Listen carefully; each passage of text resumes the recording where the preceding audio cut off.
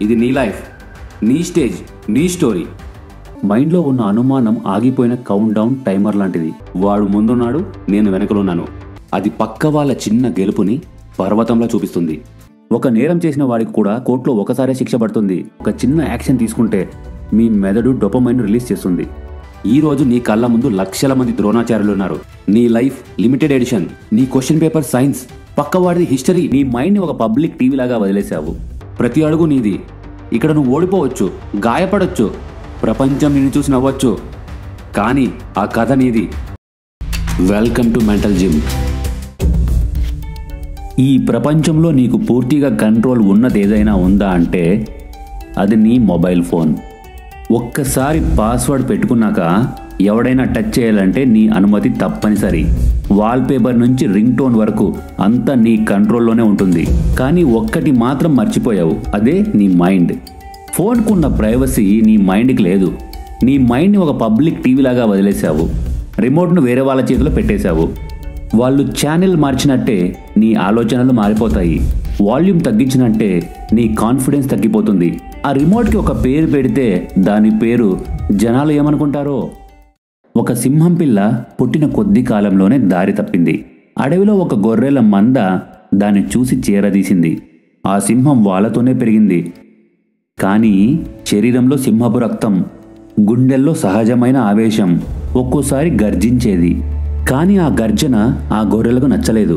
వాటికి భయమేసి అన్నీ కలిసి దానికి క్లాస్ పీకాయి. ఏంటి ఆ అరుపులు? చాలా వికారంగా ఉన్నాయి. మేం సైలెంట్గా ఉంటాం, నువ్వు కూడా మాలాగే సైలెంట్గా ఉండు అని చెప్పి ఎమోషనల్ బ్లాక్మెయిల్ చేశాయి.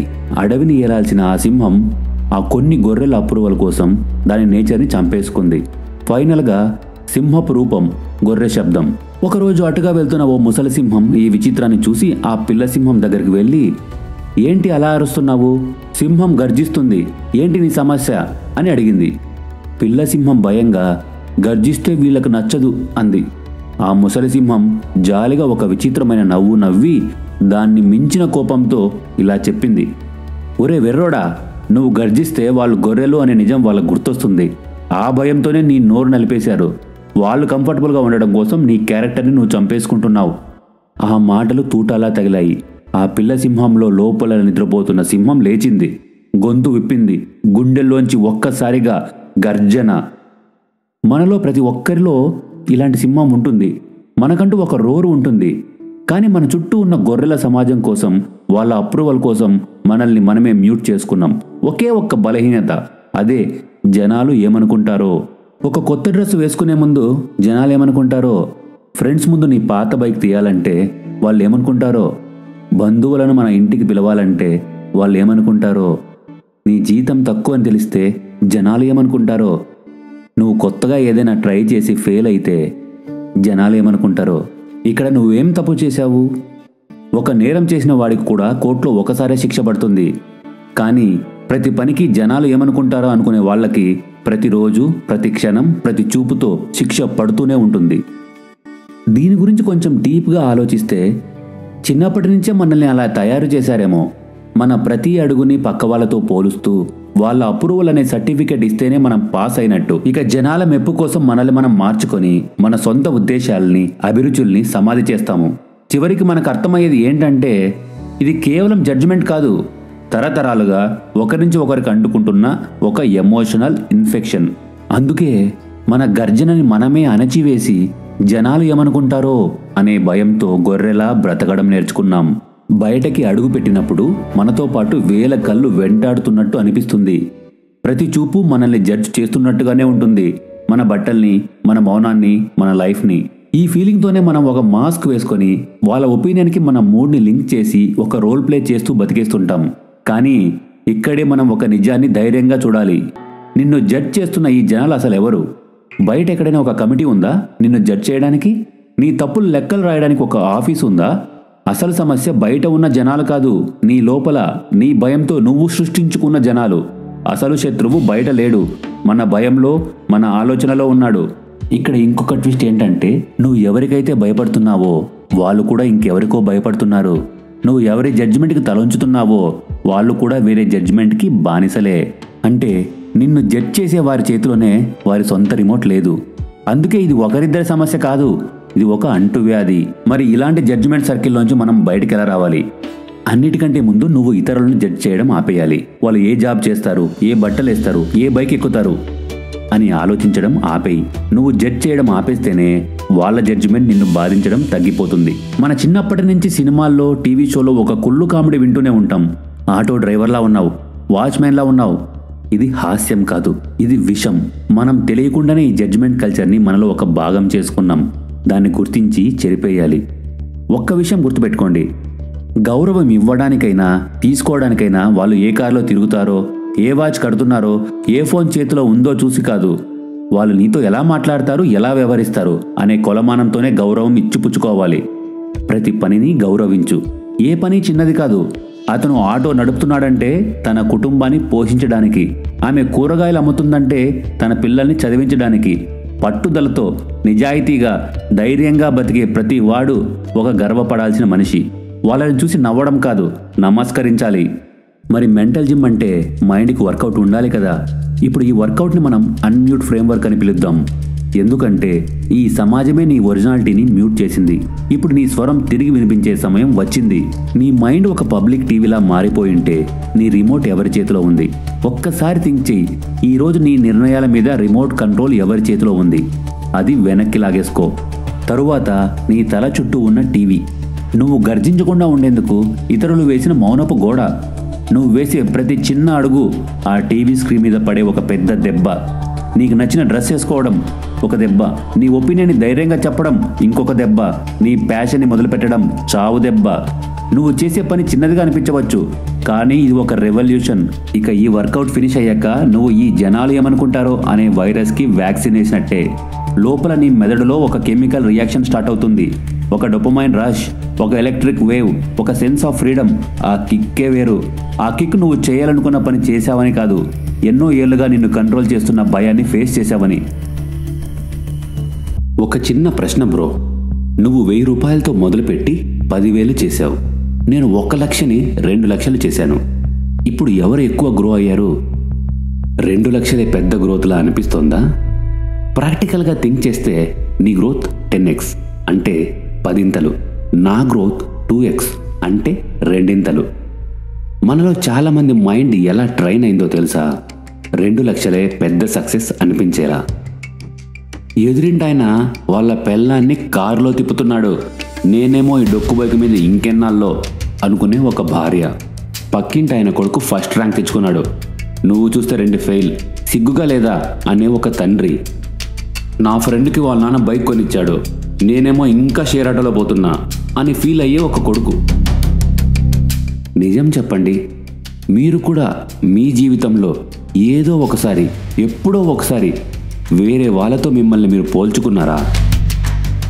మనల్ని మనం ఇంకొకరితో పోల్చుకోవడం అనేది ఒక వ్యసనం. రియలైజ్ అవ్వడం చాలా కష్టం. ఆ వ్యసనం మన చేతిలో ఒక భూతద్దాన్ని పెడుతుంది. అది పక్క వాళ్ళ చిన్న గెలుపుని పర్వతంలో చూపిస్తుంది, నీ జీవితాన్ని చిన్నదిగా మార్చేస్తుంది. ఈ కంపారిజన్ అనేది నంబర్స్, మెజర్మెంట్స్, లెక్కలకి చాలా బాగుంటుంది. 1 కిలో బియ్యం తూకం వేయడానికి, 2 కార్స్లో ఏది వేగంగా వెళ్తుందో కొలవడానికి, ఏ రోజు ఎక్కువ వేడిగా ఉందో తెలుసుకోవడానికి చాలా బాగుంటుంది. అది అంతవరకే బాగుంటుంది. కానీ జీవితాన్ని పోలిస్తే అది రాంగ్ సైజ్ షూస్ వేసుకొని రన్నింగ్ రేస్కి వెళ్ళినట్టే.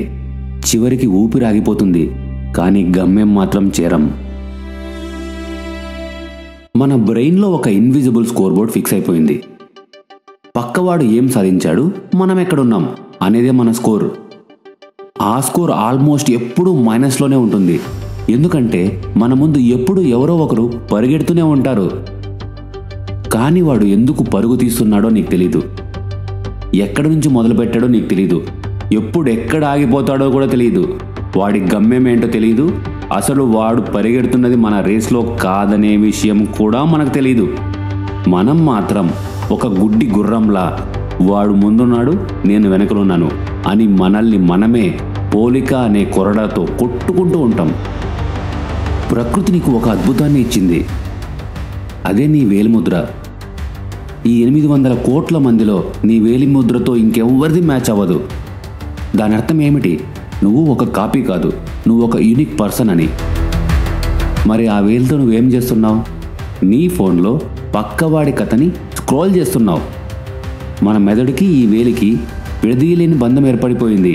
ఆ బంధం ఎంత ప్రమాదకరంగా మారిందంటే పక్కోడి ఇన్స్టాగ్రామ్ స్టోరీలో నీ ఓటమిని ఎత్తుక్కుంటున్నావు, వాడి సక్సెస్ పోస్ట్లో నీ అసమర్థతని చూసుకుంటున్నావు, వాడి పెళ్లి ఫోటో కింద నీ ఒంటరితనాన్ని ఫీల్ అవుతున్నావు. ప్రతిరోజు ప్రతి క్షణం నువ్వే స్వయంగా నీ నరాల్లోకి ఎక్కించుకుంటున్న ఓ స్లో పాయిజన్ కంపారిజన్, పోలిక. ఇది నిన్ను నువ్వు అవమానించుకోవడం కాదా? ఏకలవ్యుడి కథ గుర్తుందిగా? ఆ కథని మనం గురుభక్తి అనుకున్నాం. ఆ కథలో గురువు ఒక్కడే. ఈరోజు నీ కళ్ళ ముందు లక్షల మంది ద్రోణాచార్యులు ఉన్నారు. హోమ్ టూర్ చూపించే టీవీ సెలబ్రిటీలు, స్క్రీన్ మీద సాహసాలు చేసే హీరోలు, రీల్స్తో మత్తెక్కించే డాన్సర్లు, ఇంకా దగ్గరలోనే నీతో ఉన్న బంధువు, నీతో పాటు పనిచేసే కొలీగ్, లేకపోతే దారిన పోయే దానయ్య. ఏకలవ్యుడు అతని గురువు కోసం తన బొటనవేలును కోసేశాడు. నువ్వు బొటనవేలుతో ఇప్పుడు ఏం చేస్తున్నావు? ప్రతిరోజు ప్రతి స్క్రోల్తో నీ కాన్సంట్రేషన్ని కోస్తున్నావు, నీ డ్రీమ్స్ని కోస్తున్నావు, నీ కాన్ఫిడెన్స్ని కోస్తున్నావు. వాళ్ళ గురించే ఆలోచిస్తూ పోలిక పేరిట దక్షిణగా నీ బొటనవేలును సమర్పిస్తున్నావు. ఫలితం, ఆ రోజు అతను విల్లు ఎక్కుపెట్టలేకపోయాడు. ఈరోజు నువ్వు నీ జీవితంలో ఒక్క అడుగు ముందుకు వేయలేకపోతున్నావు.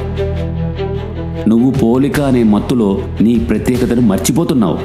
నీ బొటనవేలుని గురుదక్షిణగా ఇవ్వకు, దాన్ని నీ సంతకంగా వాడుకో.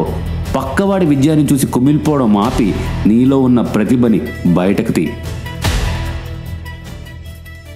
మన సమాజం నేర్పిన తొక్కలో ఫిలాసఫీ నీ విలువను పక్కవాడి విజయంతో కొలువు అని. కానీ ఎవరు చెప్పని విషయం, నీ విలువను నువ్వు ఎక్కడి నుంచి ఎక్కడికి వచ్చావో దానితో కొలువు అని. పోల్చుకోవడం అనేది నువ్వు యూనిక్ కాదని నీకు నువ్వే డిక్లేర్ చేసుకున్నట్టే. నీ జర్నీ, నీ స్ట్రగుల్, నీ దారిని ఇగ్నోర్ చేసి నా విలువ పక్కవాడు డిసైడ్ చేయాలి అని నువ్వే ఒప్పుకోవడం. నీ లైఫ్ లిమిటెడ్ ఎడిషన్. నువ్వు పక్కోడి డూప్లా మారడానికి పుట్టలేదు. నీ లైఫ్ ఒక ఎగ్జామ్ లాంటిది. నీ క్వశ్చన్ పేపర్ సైన్స్, పక్కవాడిది హిస్టరీ, మ్యాథ్స్, ఎకనామిక్స్, ఏదో ఒకటి. కానీ నువ్వు నీ ఆన్సర్ షీట్ వదిలేసి పక్కవాడి ఆన్సర్స్ని కాపీ చేస్తున్నావు. ఫలితం ఫెయిల్. ఎందుకంటే సబ్జెక్ట్, క్వశ్చన్స్, మార్క్స్, క్రైటీరియా ఇవన్నీ వేరే. ఎవరో చాలా సక్సెస్ఫుల్ అయితే వాళ్ళని చూసి ఇన్స్పైర్ అవ్వు.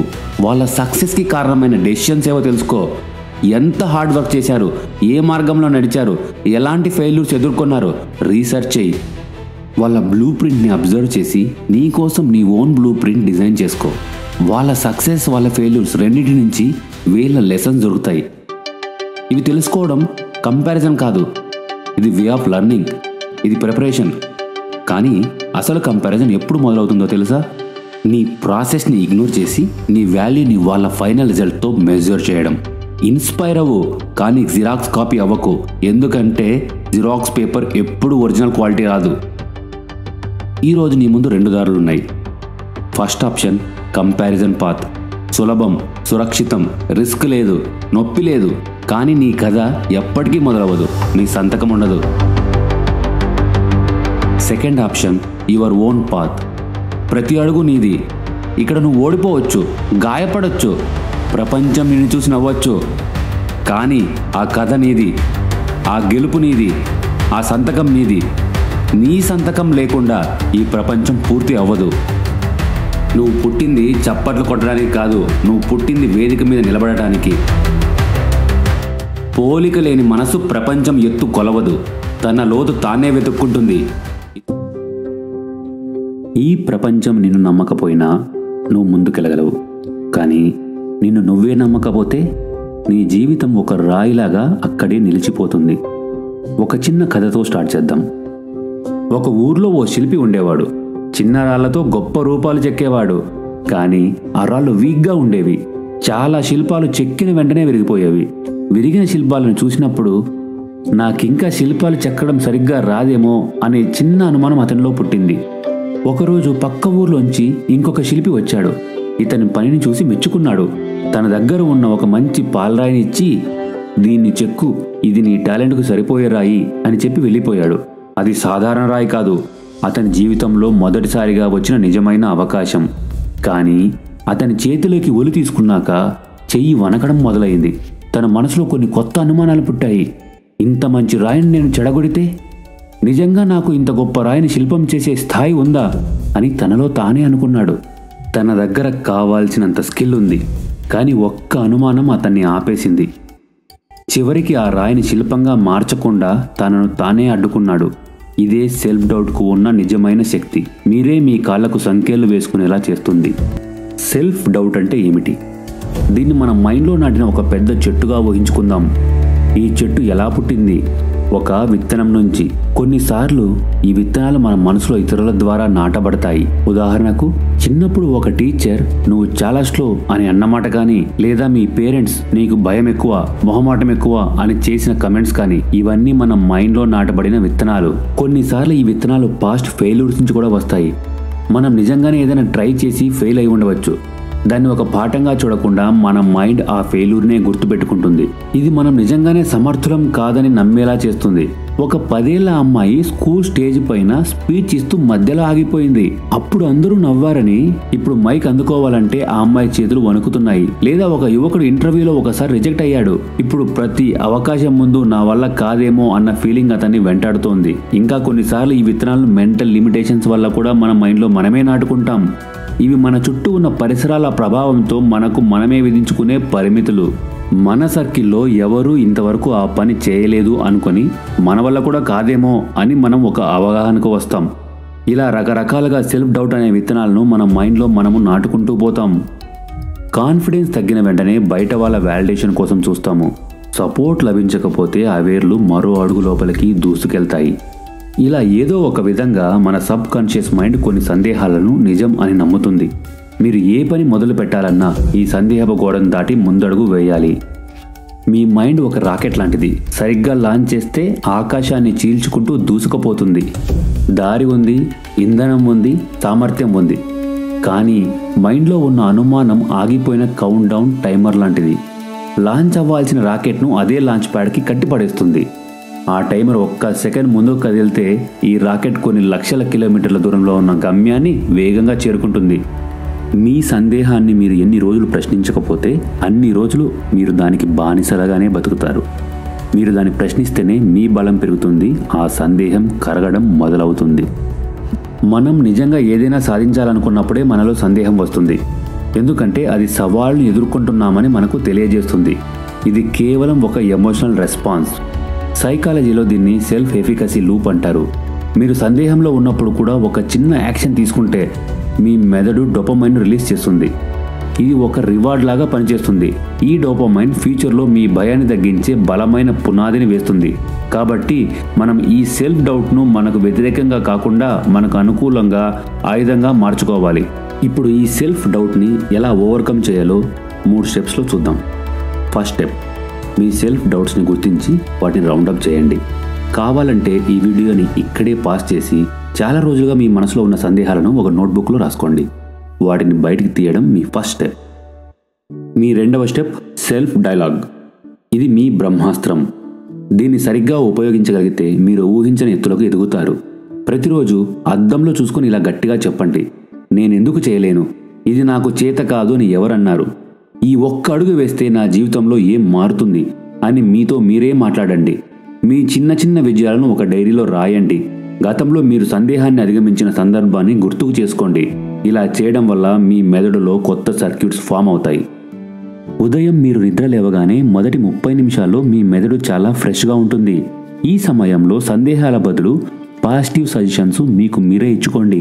ఇక లాస్ట్ అండ్ ఫైనల్ స్టెప్, ఇప్పుడు యాక్షన్ తీసుకోవడం ముఖ్యం. గుర్తుంచుకోండి, ACT, accept your doubt, counter it allowed, take action. దానికి అర్థం మీ సందేహాన్ని అంగీకరించండి, దానికి గట్టిగా సమాధానం చెప్పండి. ఒక చిన్న పనిని వెంటనే ప్రారంభించండి. ఇప్పుడు ఒక 5 సెకండ్స్ ఛాలెంజ్ చేద్దాం. ఈ వీడియోని పాస్ చేసి ఈరోజు మీరు వేయబోయే మొదటి అడుగును కామెంట్స్లో రాయండి. నమ్మకం అనేది ఒక గొప్ప విషయం. అది ఎవరికీ పుట్టుకతో వచ్చేది కాదు, అది బలమైన హ్యాబిట్. మీరు మిమ్మల్ని ఎలా అడ్రస్ చేసుకుంటారో అదే వ్యక్తిగా మీరు మారుతారు. అవకాశం మీ ముందు ఉన్నప్పుడు సందేహంతో ఆగిపోయిన సందర్భాలను గుర్తు చేసుకోండి. అప్పుడు మీరు మొదలుపెట్టి ఉంటే ఏం జరిగి ఉండేదో ఒక్కసారి ఊహించండి. ఒక్క కాల్, ఒక్క ప్రయత్నం, ఒక్క ఐడియా ఇంప్లిమెంటేషన్ ఇవి మీ భవిష్యత్తును పూర్తిగా మార్చేయగలవు. మీరు గతంలో గెలిచుండకపోవచ్చు, కానీ ప్రయత్నించకపోతే మీరు ఎప్పటికీ గెలవలేరు. సెల్ఫ్ డౌట్ ఎప్పటికీ పూర్తిగా మాయం కాకపోవచ్చు, కానీ మన బిలీఫ్ సిస్టమ్ని కరెక్ట్గా ట్రైన్ చేసుకుంటే దాన్ని ఒక ఆయుధంలా వాడుకోగలం. ఇది మన మైండ్లో ఉన్న వీకెస్ట్ మజిల్ అనుకోండి, కానీ ప్రయత్నంతో అది మనకు ఒక బలమైన కవచంగా మారుతుంది. గుర్తుపెట్టుకోండి, ఈ ప్రపంచం మిమ్మల్ని ఎన్నిసార్లు ప్రశ్నించినా మీకు మీరు సమాధానం ఇచ్చిన రోజే మీ విజయం మొదలవుతుంది. కోపం అనేది నీ సమస్య కాదు, నీ శక్తి అని చెబితే నమ్మగలవా? ఎన్నో రోజులుగా దాన్ని కంట్రోల్ చేయాలని ట్రై చేస్తూ ఇబ్బంది పడుతున్నావా? మనం చిన్నప్పటి నుంచి వింటున్న మాట, తన కోపమే తన శత్రువు. కానీ అది సగం మాత్రమే నిజం. మిగతా సగం ఏంటో తెలుసా? తన కోపమే తన మిత్రుడు. కానీ ఒకే ఒక కండిషన్, దాన్ని కరెక్ట్గా వాడుకున్నప్పుడు మాత్రమే. రామయ్య ఒక గొప్ప చేనేత కళాకారుడు. ఒక్కో దారాన్ని తన గుండెతో నేసే మనిషి. ఆయన మగ్గం అతని ప్రాణ స్నేహితుడు. ఆయన నేసే చీరలో ప్రతి డిజైన్ ఒక కళ, ప్రతి రంగు ఒక జ్ఞాపకం. ఆయన పనిలో ఆయన ఆత్మ యొక్క ప్రతిబింబం కనిపించేది. ఒకరోజు ఒక పెద్ద టెక్స్టైల్ కంపెనీ వాళ్ళు రామయ్య ఇంటికి వచ్చారు. మీ కళను ప్రపంచానికి చూపిస్తాం, మీ పేరును ప్రతి ఇంటికి పరిచయం చేస్తాం అంటూ తన డిజైన్స్ని ఫోటోలు తీశారు, హామీలు ఇచ్చారు. రామయ్య గుండెల్లో ఒక ఆశ వెలిగింది. ప్రజలు ఇది రామయ్య చేతి నుంచి వచ్చింది అని చెప్పాలని ఆయన ఆశించాడు. సరిగ్గా వారం లోపే ఒక షాప్ ముందు ఆయన కాళ్ళు ఆగిపోయాయి. తన డిజైన్స్ ఉన్న చీరలు తక్కువ నాణ్యతతో చౌకగా ముద్రించి వేలాడుతున్నాయి. వాటి మీద రామయ్య పేరు లేదు, గుర్తింపే లేదు. ప్రతి బొమ్మ ఇప్పుడు ఇంకొక కంపెనీకి చెందినవి. తన జీవితాన్ని ఒక ఫైల్గా మార్చేశారు. రామయ్య మౌనంగా నిల్చున్నాడు. గుండెలో మంట మొదలైంది. మాట రాలేదు. ఆ రోజు రాత్రి తన మగ్గం దగ్గరికి నెమ్మదిగా నడిచి వెళ్ళాడు. వాటి దారాలు తాకగానే ఒక్కో చీర వెనుక ఉన్న సంఘర్షణలు గుర్తొచ్చాయి. ఇంకోవైపు అతని డిజైన్స్ దోచుకున్న వారి ద్రోహం గుర్తొచ్చింది. ఆ చేతులతోనే ఆ మగ్గం దారాలను తెంపేశాడు. గుండె చప్పుడులా వినిపించే ఆ శబ్దం ఒక్కసారిగా ఆగిపోయింది. ఆ రోజు రాత్రి రామయ్య ఆపింది మగ్గాన్ని కాదు, తన జీవితాన్ని. రామయ్యలాగే మనలో చాలామంది మన కోపంతో మనల్నే నాశనం చేసుకుంటాం. మన మనస్సు ఒక ప్రెషర్ కుక్కర్ లాంటిది. ఆఫీస్లో గుర్తింపు రానప్పుడు, నిజాయితీకి విలువ లేనప్పుడు, ప్రతి అవమానం, ప్రతి అన్యాయం ఆ కుక్కర్లో స్టీమ్ని పెంచుతూనే ఉంటాయి. మనం కూల్గా ఉన్నాము అని మనల్ని మనమే మోసం చేసుకుంటూ ఆ విజిల్ని నొక్కి పట్టుకుంటాం. ఇక ఫైనల్గా ఆ ప్రెషర్ తట్టుకోలేక ఒక్కసారిగా బద్దలవుతాం. అలాంటి సందర్భాల్లో చాలామంది రెండు తప్పులు చేస్తారు. ఒకరు కోపాన్ని అణచివేస్తారు, కానీ లోపల ఆ మంట రగులుతూనే ఉంటుంది. మరొకరు దాన్ని కంట్రోల్ లేకుండా బయటికి వదిలేస్తారు. అప్పుడు మాటలు కత్తులుగా మారుతాయి, సంబంధాలు బద్దలవుతాయి. కొంతమంది అరుస్తారు, కొంతమంది వస్తువులు విసురుతారు. కొందరిలో ఆ ఆవేశం కన్నీళ్ల రూపంలో బయటపడుతుంది. ఇక్కడ మనం గుర్తించాల్సింది, కోపాన్ని అణచినా నువ్వే కాలిపోతావు, వదిలినా నీ వాళ్ళు కాలిపోతారు. ఫలితం నష్టం. కోపం ఒక్కసారిగా వచ్చే తుఫాను కాదు, అది రోజులుగా, నెలలుగా నీ లోపల పేరుకుపోతున్న మంట. కొన్నిసార్లు కారణం బయట ఉంటుంది. ఎవరైనా నీ హద్దులు దాటినప్పుడు, నీ గౌరవాన్ని చిన్నబుచ్చినప్పుడు, నీ శ్రమను చులకనగా చూసినప్పుడు ఆ మంట రగులుతుంది. కానీ కొన్నిసార్లు అసలైన కారణం నీ లోపల ఉంటుంది. శరీరం అలసిపోయినప్పుడు మనసు కూడా అలసిపోతుంది. సరైన నిద్ర లేనప్పుడు, ఒత్తిడి ఎక్కువైనప్పుడు కోపమే నీ భాషగా మారుతుంది. ఒక బాధని బయట చెప్పలేక, ఒక ఓటమిని అంగీకరించలేక ఆ వేదన కోపం అనే ముసుగును వేసుకొని బయటపడుతుంది. అందుకే నీ కోపం ఎన్నో రూపాల్లో వస్తుంది. ఒక్కోసారి ఆవేశంగా, ఇంకోసారి మౌనంగా, ఒక్కోసారి అరుపుగా, ఇంకోసారి కన్నీటిగా. అది ఏ రూపంలో వచ్చినా చివరికి చెబుతున్న సందేశం ఒక్కటే: నన్ను విను, నన్ను అర్థం చేసుకో, నాకు దారి చూపించు. మరి మన లోపల సహాయం కోసం అరుస్తున్న ఆ శక్తికి మనం ఎలా దారి చూపించాలి? ఈ ప్రశ్నకు సమాధానం ఒక రైతు కథలో ఉంది. కొండవాలిలో ఒక రైతు పొలం ఉండేది. ప్రతి వానాకాలంలో వరదొచ్చి అతన్ని పొలాన్ని నాశనం చేసేది. విసిగిపోయిన ఆ రైతు ఒక పెద్ద మట్టి కట్ట కట్టాడు. ఇంతటితో దీని పని అయిపోయింది అనుకున్నాడు. కానీ మరో భారీ వానకు ఆ కట్ట ఒక్కసారిగా తెగిపోయింది. ముందు కన్నా పెద్ద నష్టం జరిగింది. ఆ కట్ట కట్టడానికి కారణమైన కోపం కన్నా ఎక్కువ నష్టాన్ని మిగిల్చింది. అప్పుడు ఒక అనుభవజ్ఞుడైన రైతు వచ్చి, ప్రవాహాన్ని ఆపక మిత్రమా, దానికి దారి చూపించు అన్నాడు. ఆయన మాట విన్న రైతు పొలంలో చిన్న చిన్న మెట్లు వేశాడు, కాలువలు తవ్వాడు. ఇప్పుడు అదే వరద నీరు ఆ పొలానికి జీవనదిగా మారింది. మన కోపం కూడా ఆ వరద నీరు లాంటిదే. అణిచివేస్తే మనల్నే ముంచేస్తుంది, వదిలేస్తే విలువైనవన్నీ కొట్టుకుపోతాయి. కానీ అదే కోపాన్ని ఒక దిశగా మళ్లించే నైపుణ్యం నేర్చుకుంటే అప్పుడు అది నీకు శాపం కాదు, అదొక శక్తి, నీ జీవితానికి ప్రాణం పోసే జీవనది. అందుకే మన మెంటల్ జిమ్లో కోపాన్ని ఛానలైజ్ చేయడానికి ఒక పవర్ఫుల్ వర్కౌట్ ఉంది. దాని పేరే ద రెడ్ మెథడ్. బాగా గుర్తుపెట్టుకోండి, RED, RED. R for recognise, అంటే గమనించు. కోపం అనేది నీ వ్యక్తిత్వం కాదు, ఇది ఒక సైంటిఫిక్ రియాక్షన్. ఇది నీ మెదడు ఇచ్చే ఒక అలారం అంతే. అలాంటి సమయంలో నీ మెదడులో ఉన్న అమిగ్డలా అనే ఒక చిన్న భాగం ఒక సైరన్ వేషం వేసుకుంటుంది. భయపడు, రియాక్ట్ అవ్వు, నిన్ను కాపాడుకో అని అరిచే మెషిన్ అది. ఇది ఒక్కసారిగా అడ్రినలైన్ను రిలీజ్ చేస్తుంది. నీ గుండె వేగంగా కొట్టుకుంటుంది, నీ శరీరం హీట్ అవుతుంది, నీ చేతులు గట్టిగా బిగుస్తాయి. ఈ దశనే ఫైట్ ఆర్ ఫ్లైట్ స్టేజ్ అంటారు. కోపం వచ్చిన ఆ మొదటి 5 సెకండ్స్ ఏమీ చేయకు, మాట్లాడకు, రియాక్ట్ అవ్వకు. కేవలం 3 లోతైన శ్వాసలు తీసుకో. ఈ 3 శ్వాసలు నీ లోపల ఉన్న ఎమోషనల్ బ్రెయిన్ అరిచే సైరన్ని ఆఫ్ చేసి నీ ఆలోచించే బ్రెయిన్కి కొంచెం టైంనిస్తాయి. ఆ 5 సెకండ్లే నీకు నీ విధ్వంసానికి మధ్య ఉన్న దూరం. మన రెడ్ ఫ్రేమ్వర్క్లో ఉన్న నెక్స్ట్ స్టేజ్ E ఫర్ ఎగ్జామైన్, అంటే ప్రశ్నించు. ఆ 5 సెకండ్ల తర్వాత నీ ఆలోచించే బ్రెయిన్ మళ్ళీ ఆన్ అవుతుంది. అప్పుడు ప్రశ్నించు. ఎవరు నన్ను బాధ పెట్టారు అని కాదు, నిన్ను నువ్వే లోతుగా అడుగు. ఈ కోపం నాలో దేన్ని కాపాడటానికి వచ్చింది? నా ఆత్మగౌరవాన్నా, నా విలువలన్నా, లేక నా ఆరోగ్యం సరిగ్గా లేదని చెబుతోందా?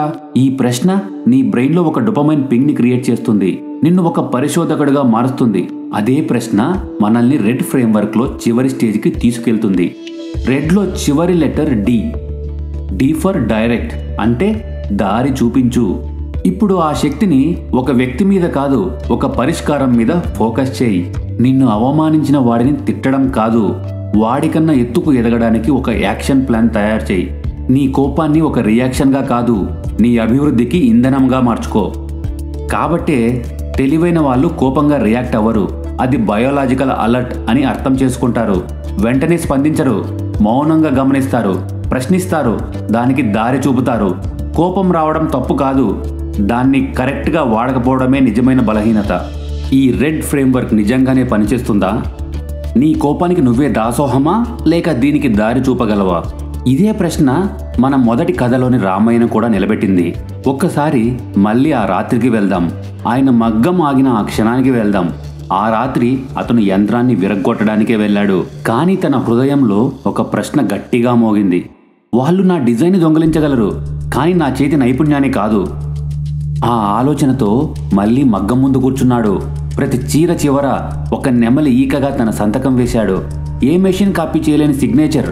తన మనవడి సహాయంతో ఆన్లైన్లో ఒక బ్రాండ్ని ప్రారంభించాడు. ఇప్పుడు ప్రజలు చీరలు కొనట్లేదు, ఒక కళాకారుని వారసత్వాన్ని కొంటున్నారు. అతను తన జీవితాన్ని కాల్చేయాలనుకున్న కోపాన్నే తన గొప్ప విజయానికి పునాదిగా మార్చుకున్నాడు. నీ జీవితంలో కూడా ఎన్నో సందర్భాల్లో కోపం రావచ్చు. నువ్వు చేయాల్సింది ఒక్కటే, ఆ కోపానికి నీకు మంచి చేసే దారి చూపించాలి. అందుకే గొప్పవాళ్ళు కోపాన్ని అణిచివేయరు, దానికి ఉన్నతమైన లక్ష్యాన్ని చూపిస్తారు. డాక్టర్ APJ అబ్దుల్ కలాం గారు. ముఖంలో ఎప్పుడూ చిరునవ్వు, మాటల్లో ప్రశాంతత, ప్రపంచానికి మిస్టర్ కామ్గా పరిచయం. కానీ అదే మనిషి మన దేశానికి మిసైల్ మ్యాన్ అని కూడా మనకు తెలుసు. తన ప్రశాంతత వెనుక మన దేశాన్ని బలహీనంగా చూడలేని ఆవేశం, ఆ కసిని ఆయన అగ్ని, పృథ్వీ, క్షిపణులుగా మలిచారు. అవి కేవలం ఆయుధాలు కావు, దేశం కోసం ఆయన గుండెలో రగిలిన ఒక నియంత్రిత అగ్నిపర్వతం. ఆ కోపాన్ని విధ్వంసంగా కాదు, మన దేశానికి రక్షణగా మార్చిన గొప్ప విజేత ఆయనే. ఇంకో గొప్ప ఉదాహరణ సచిన్ టెండూల్కర్. ఆయన వయసు అప్పటికి కేవలం 16 ఏళ్లే. పాకిస్తాన్ గడ్డ మీద బుల్లెట్ లాంటి ఫాస్ట్ బౌలర్స్. ఒక్క బౌన్సర్ నేరుగా ముక్కుకు తగిలింది, ముఖం రక్తంతో తడిచిపోయింది. ఎదురుగా ఉన్న పాక్ బౌలర్ నవ్వుతూ, మీ అమ్మకు చెప్పి వచ్చావా అని అడిగాడు. ఇంకో బౌలర్, ఇది నీ ఆట కాదు, వెనక్కి వెళ్ళిపో అన్నాడు. కానీ సచిన్ ముఖం తుడుచుకొని చెప్పిన ఒకే ఒక్క మాట, మై ఖేలేగా. తర్వాత బంతి వచ్చినప్పుడు నోటితో కాదు, బ్యాట్తో సమాధానం చెప్పాడు. ఆ కుర్రాడు రన్ మెషిన్ అయ్యాడు. కానీ అంతకన్నా ముందు భారత క్రికెట్కి అసలైన సింబల్ అయ్యాడు. సచిన్ అవమానాన్ని అరుపుగా మార్చలేదు, ఆటగా మార్చాడు. తన కోపాన్ని అణిచిపెట్టలేదు, అదే కోపాన్ని తన ఆటలో పోసి చరిత్రను సృష్టించాడు. ఇలా జీవితంలో ఏదో ఒక స్థాయికి చేరిన ప్రతి గొప్పవారికి కోపం రాక కాదు, వాళ్ళ ప్రశాంతత వెనుక ఒక రగిలిన అగ్ని ఉంటుంది. కానీ దాన్ని అణచలేదు, దానికి దారి చూపారు. కోపానికి దారి చూపడమే ఒక గొప్ప నైపుణ్యం. నిప్పు నీ చేతుల్లో ఉంటే అది ఒక దీపం, అదే నిప్పు నిన్ను కంట్రోల్ చేస్తే అది ఒక విధ్వంసం. మన మెంటల్ జిమ్లో మనం ఎమోషన్స్కి భయపడం, వాటిని మన ఆయుధాలుగా మార్చుకుంటాం. నీ గోల్ పెద్దదే కావచ్చు, కానీ నీ చుట్టూ ఉన్న వాళ్ళు చిన్న చిన్న మాటలతో చిన్న చూపు చూస్తున్నారా? ఒక్క నెగిటివ్ కమెంట్ చాలు నీ మైండ్ని మ్యూట్ చేయడానికి. ఓ కాలేజ్ స్టూడెంట్ పేరు తేజ. గిటార్ భుజాన వేసుకొని కళ్ళ నిండా డ్రీమ్స్తో కాలేజీకి వెళ్ళేవాడు. లంచ్ బ్రేక్లో క్యాంటీన్లో గిటార్ ప్రాక్టీస్ చేస్తూ తన కళ గురించి కాన్ఫిడెంట్గా అనుకునేవాడు, ఏదో ఒకరోజు మ్యూజిక్ డైరెక్టర్ అవుతాను అని. కానీ తన ఫ్రెండ్స్ టీజ్ చేయడం మొదలుపెట్టారు. మొదటి 2 రోజులు తేజ నవ్వి వదిలేశాడు. బట్ స్లోగా తన కాన్ఫిడెన్స్ డ్రాప్ అయ్యింది. మోగాల్సిన గిటార్ సైలెంట్ అయ్యింది. నెగిటివ్ కమెంట్స్, వాటికి వాల్యూమ్ తక్కువే ఉంటుంది, కానీ ఇంపాక్ట్ స్ట్రాంగ్గా ఉంటుంది. వాటి దెబ్బ తగిలేది తల మీద కాదు, నీ మనసు మీద. అవి బాణంలా రావు, చలిగాలిలా వస్తాయి. కనిపించవు, కానీ వణుకు పుట్టిస్తాయి. ఏమీ చేయలేని వాళ్ళు ఎవ్వరూ ఎదగలేరు అనే మాటలే ఎక్కువ మాట్లాడతారు. వాళ్ళ అసమర్థత నీపై రుద్దుతారు. నీ మైండ్లో డౌట్ అనే విత్తనాన్ని వేస్తారు. ఇలాంటి మాటలు ఒక్కసారి తాకితే చాలు, నీ లోపల స్పార్క్ ఉన్నా వెలగదు. ఇది నీ లోపం కాదు, చుట్టూ ఉన్న క్లైమేట్ ప్రాబ్లం. బిజినెస్ చేయాలి అనిపించిందా? చుట్టూ ఉన్న వాళ్ళు నీ దగ్గర ఉన్నదానికన్నా లేనిదాన్నే ఎక్కువ గుర్తు చేస్తారు. వాళ్లకు నీ దారి తెలియదు, కానీ షార్ట్కట్ చెప్పడానికి అందరూ రెడీగా ఉంటారు. నీ మాటలో కాన్ఫిడెన్స్ ఉన్నప్పుడు వాళ్ళు మాట్లాడేది నీ వాయిస్ మీద కాదు, నీ బ్యాక్గ్రౌండ్ మీద. నీ క్లారిటీ చూసి ఇంప్రెస్ కాకపోయినా నీ స్టేటస్ చూసి అండర్ ఎస్టిమేట్ చేస్తారు. నెగిటివ్ మైండెడ్ వాళ్ళు తమ ఫ్రస్ట్రేషన్ని మాటలుగా విసురుతారు. కానీ ఆ మాటలు మన డెసిషన్స్, మన దారి, మన ధైర్యం మీద ప్రభావం చూపుతాయి. వాళ్ళు అటాక్ చేయడం లేదు, కానీ ఆ మాటలకు ఇంపాక్ట్ కాకుండా ఉండలేవు. ఈ నెగిటివ్ పీపుల్ని 4 రకాలుగా డివైడ్ చేద్దాం. ఈ 4 టైప్స్ని ఎలా గుర్తించాలి, వాళ్ళని ఎలా డీల్ చేయాలో కూడా చూద్దాం. Type 1 dream blockers. వీళ్ళు నీ కల విన్న వెంటనే మనసులో ఇది అవసరమా అనే డౌట్ వదులుతారు. వాళ్ళకు నీ ఐడియా మీద డౌట్ లేదు, కానీ వాళ్ళ భయాన్ని మీ మీద రిఫ్లెక్ట్ చేస్తారు. వీళ్ళు డ్రీమ్స్ ఆల్రెడీ గివప్ చేసుంటారు. వీళ్ళకి చేతకాని పని నువ్వు సాధిస్తాను అంటే నీ మైండ్కి బ్రేక్స్ వేస్తారు. మీ ఐడియాస్ని గ్రోత్ మైండెడ్ ఫ్రెండ్స్తో మాత్రమే షేర్ చేయండి. మీ సిమిలర్ పాత్లో ఉన్న వాళ్ళ సక్సెస్ స్టోరీస్ చూడండి. Type 2 vibe drainers. వీళ్ళతో కొంచెం సమయం గడిపినా చాలు, నీ ఎనర్జీ పూర్తిగా డ్రైన్ అయిపోతుంది. లైఫ్ అంతా dull, toxic and hopeless feeling వస్తుంది. వీళ్ళకైతే ప్రపంచంలో సమస్యలే కనిపిస్తాయి. బాస్తో సమస్య, సమాజంతో సమస్య, జీవితం మొత్తం నీరసంగా గడుపుతారు. వీళ్ళు స్లోగా నీ మోటివేషన్ని చంపేస్తారు. టు అవాయిడ్ దెమ్, వాళ్ళతో మాటలకి టైం లిమిట్ పెట్టండి. ఆ డ్రైనింగ్ లూప్లోంచి ఎగ్జిట్ అవ్వండి. Type 3 hidden jealous hearts. వీళ్ళు నీ జర్నీలో బయట నుండి తోడుగా కనిపిస్తారు, సపోర్ట్ చేస్తూ మాట్లాడతారు, కానీ ఆ మాటలలో నిజమైన ఆనందం ఉండదు. వీళ్ళ ఎక్స్ప్రెషన్లో స్మైల్ ఉంటుంది, కానీ టోన్లో తక్కువ చేసే చిన్న మాటలే దాగుంటాయి. నీ గ్రోత్ని చూసినప్పుడు వీళ్ళ రియాలిటీ బయటకు వస్తుంది. నువ్వు ఒక హౌస్ కొన్నా అని చెప్పినప్పుడు వాళ్ళ రియాక్షన్ వావ్ వెరీ గుడ్, అయినా నువ్వు చాలా లేట్ అంటారు. నీ సక్సెస్ని గుర్తించడానికి వీళ్ళు రిఫ్యూజ్ చేస్తారు, ఎందుకంటే అంగీకరిస్తే వారి ఈగో హర్ట్ అవుతుంది కాబట్టి. మరి వీళ్ళకి సొల్యూషన్? ఎవరైనా స్మైల్లో జలసీ మిక్స్ చేస్తే వాళ్ళని కొంచెం డిస్టెన్స్లో పెడితే చాలు. నీ గ్రోత్ గురించి అందరికీ తెలియాల్సిన అవసరం లేదు. రియల్ సపోర్ట్ జస్ట్ మాటల్లో ఉండదు, ప్రెజెన్స్లో కనిపిస్తుంది. Type 4 credit cutters. నువ్వు సెంచరీ కొడితే ఓకే నాట్ బ్యాడ్ పర్లేదు అంటారు, వాళ్ళు బౌండరీ కొడితే క్రేజీ షాట్. నువ్వు సెకండ్ హ్యాండ్ కార్ కొంటే చీప్ చాయిస్ అంటారు, వాళ్ళు కొంటే స్మార్ట్ డిసిషన్. నువ్వు ఏదైనా అచీవ్ చేస్తే దాన్ని సింప్లిఫై చేయడం వాళ్ళకు అలవాటు. మరి వీళ్ళకి సొల్యూషన్? హర్ట్ అవ్వడం అవసరం లేదు, అటాచ్ అవ్వడం తగ్గించు. సోషల్ అప్రూవల్ కోసం డిపెండ్ అవ్వకు. ఒక మెంటార్కి షేర్ చేసి రియల్ ఫీడ్బ్యాక్ తీసుకో. ఒక్క చిన్న క్లారిటీ, నో అని చెప్పే ప్రతి ఒక్కరూ నెగిటివ్ మైండెడ్ వాళ్ళే అని కాదు. ఎందుకంటే కన్స్ట్రక్టివ్ ఫీడ్బ్యాక్లో కూడా నో ఉంటుంది, కానీ దాని ఇంటెన్షన్ వేరే. ఒక జెన్యూన్ ఫ్రెండ్ చెప్పేది నిన్ను హర్ట్ చేయడానికి కాదు, గెలిపించడానికి. ఒక మెంటార్ చెప్పేది డీమోటివేట్ చేయడానికి కాదు, నిన్ను ఇంప్రూవ్ చేయడానికి. అలాంటి కన్స్ట్రక్టివ్ ఫీడ్బ్యాక్ని ఎలా గుర్తించాలి? మనల్ని బలహీనంగా కాదు, బలంగా మారేలా చెబుతారు. లాజిక్తో చెబుతారు, వెటకారంతో కాదు. ఫీడ్బ్యాక్ ఇచ్చిన తర్వాత వాళ్ళు వెళ్ళిపోరు, నీతో పాటు ఉండి సపోర్ట్ చేస్తారు. నీ మిస్టేక్స్ చెప్పినా నిన్ను దూరం చేయరు, నీ థాట్ ప్రాసెస్ని ఇంప్రూవ్ చేస్తారు. అందుకే ప్రతి నోను మ్యూట్ చేయకండి. ఒక చిన్న ఐడియా ట్రై చేద్దామా? నెక్స్ట్ 24 hours నీ ప్రతి చాట్, ఫోన్ కాల్స్, మీటింగ్ తర్వాత నీ ఫీల్ చెక్ చేసుకో. వాళ్ళతో టైం గడిపాక నీ మూడ్ బెటర్ అయ్యిందా లేక డౌన్ అయ్యిందా? బూస్ట్ అయితే 2 points, టైంపాస్ అయితే 0 points, డ్రైన్ అయితే -2 points. ఇవన్నీ కాసేపటికి టోటల్ చెయ్యి. నెగిటివ్ పాయింట్స్ ఎక్కువ వస్తుంటే ఆ లూప్లోంచి బయటికి రా. ఒక నెగిటివ్ కాల్ని ఒక పాజిటివ్ పాడ్కాస్ట్తో రీప్లేస్ చెయ్యి. ఇది నీ లైఫ్, నీ స్టేజ్, నీ స్టోరీ. ఈ వీడియో నచ్చుంటే ఒక లైక్ వేసి మెంటల్ జిమ్కి మీ సపోర్ట్ చూపించండి. ఈ ఆలోచన దారి వెతుక్కుంటున్న మీ స్నేహితుడికి అవసరం అనుకుంటే వాళ్ళకు షేర్ చేయండి. వచ్చే వారం మైండ్కు మరో పవర్ఫుల్ వర్కౌట్తో కలుద్దాం. అందుకే సబ్స్క్రైబ్ చేయడం మర్చిపోకండి.